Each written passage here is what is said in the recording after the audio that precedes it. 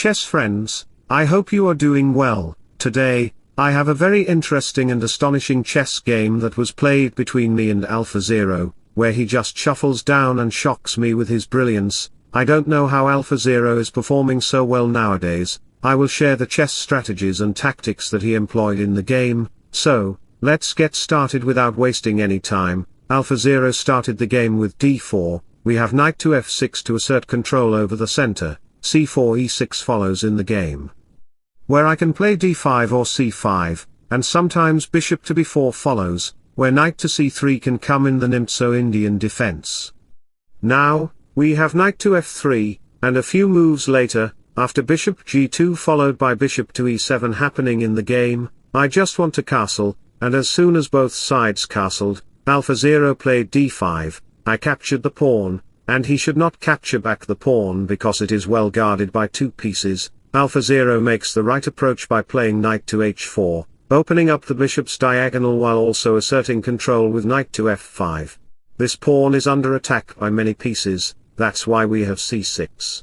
And a few moves later, we have knight to f5 to assert control over the bishop. Many players here might think of considering bishop to f6, but they are just fools, and they don't know what to do. If bishop to f6 follows in the game, you can play rook to e1, and what should you play as black? If you consider rook to e8, then AlphaZero will consider e4, kicking out the knight, and as soon as the knight moves, you can see that the knight is just shuffled down by the pawn and has to retreat. Then comes knight to d6, putting pressure on these two pieces, and your position will be just vulnerable. So, going back to the position, instead of playing rook to e8, another possible move that black can play is knight to a6, he tries to develop a piece for a certain use. Then e4 will come anyway, and as the knight moves back, knight to d6 will arrive to put pressure on the bishop. As soon as the bishop captures, e5 will arrive, and you will see that your dark squared bishop will be just paralyzed, and you will lose the piece. So, going back to the position, we discovered that playing bishop to f6 is not the right approach. Therefore, I decided to move my knight back to the c7 square before Alpha plays e4 or e5. A few moves later, we have knight to d6, and you can see how AlphaZero's knight is creating dominance over the board. The knight is located on d6 and creates immense pressure on the bishop on the light square. The rook is also there. The knight is just mastering the board like the octopus knight of Garry Kasparov. Therefore, I just move back my knight to offer an exchange. Here we have e5, and I capture the knight. Should I capture the knight on the d6 square? I don't think so. Should AlphaZero capture the knight on the d6 square? Alpha just played pawn takes f6, he sacrificed one pawn because he wants to make his pieces very fluent and active in these two files. We have knight to c3, and as soon as the knight goes to the e4 square, AlphaZero made a bold move. Can you guess what AlphaZero played here? Try to pause the video and figure out what he played. The move that he played is pawn to h4. This h4 move is just mind-blowing because h5 is coming to attack the queen, and you can see that the bishop and knight are just dominating the board. Where bishop to e4 can be possible, the queen can also come to g4 in the future. These are AlphaZero's plans, and after h6 followed by h5 happening again, you can see that my queen is just getting trapped in these squares.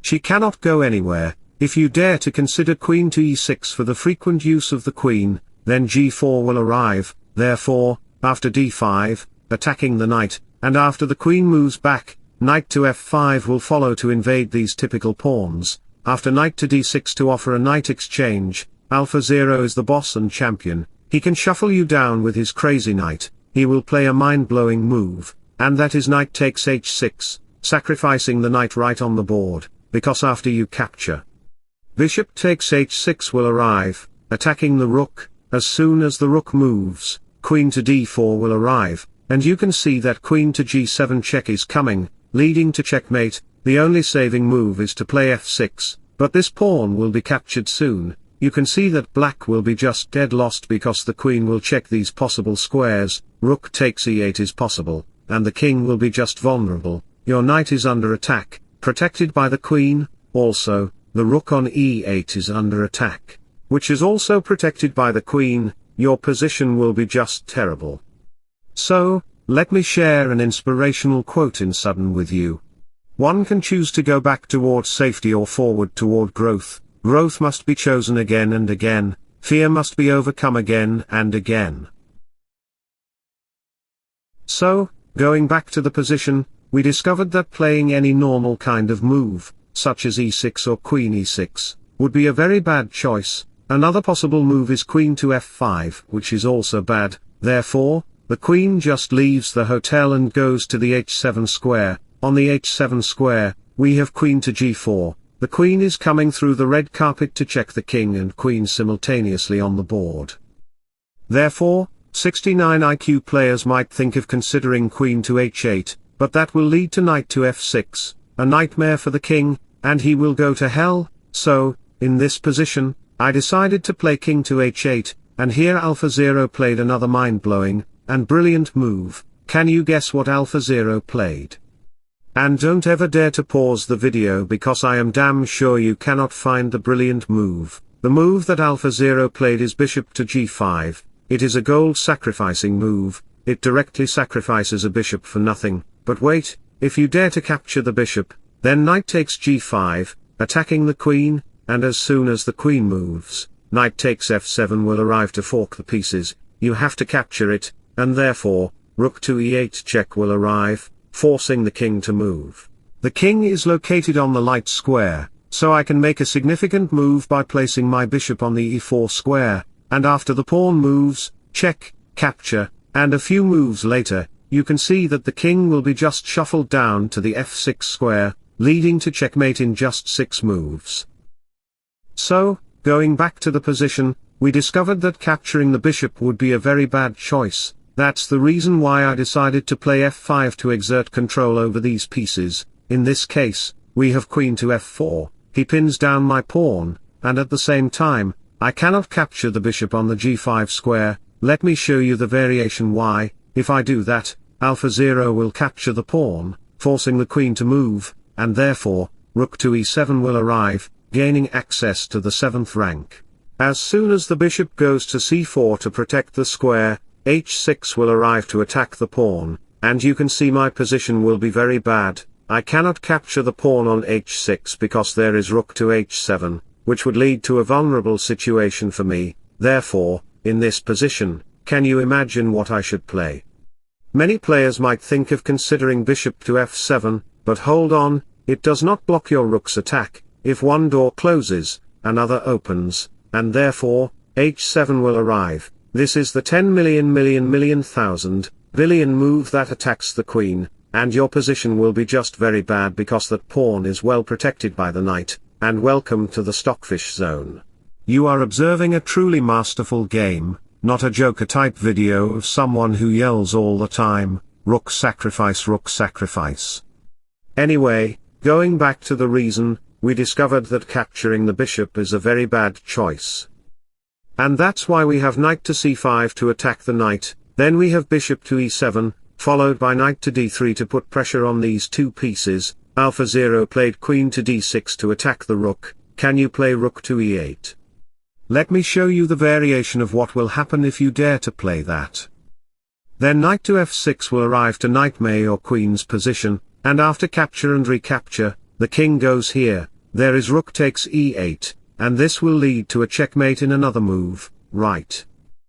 So, going back to the reason, the rook cannot be saved, therefore, I just captured the rook on the e1 square, and still, AlphaZero didn't capture the rook. We have some captures on the board, and bishop takes e4 to attack the queen. Now we have rook to f5, and a few moves later, we have g4, followed by rook to d5 to attack the queen because my queen is also under attack. We have capture, recapture, and rook to e8 check, followed by bishop to g3.